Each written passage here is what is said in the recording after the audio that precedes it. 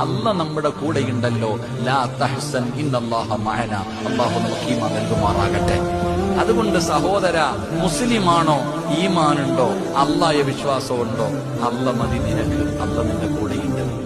ആരൊക്കെ എന്തൊക്കെ ചെയ്താലും അല്ല നമ്മുടെ കൂടെയുണ്ടെങ്കിൽ നിനക്ക് ഇത്ര പേടി എന്താ മനുഷ്യൻ? ഞാൻ അതാ ചിന്തിക്കണേ. നമ്മൾ എന്തിനാ ഇങ്ങനെ പേടിക്കണേ?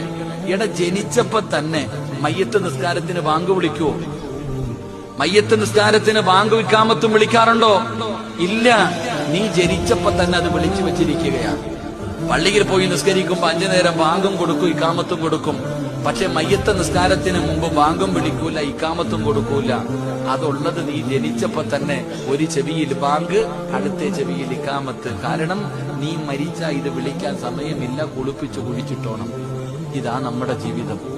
ഇതാണ് നമ്മുടെ ജീവിതം. ഇങ്ങനെ നേർച്ചക്കോഴികളെ പോലെ നടക്കണം. നമുക്ക് എന്താ പേടി?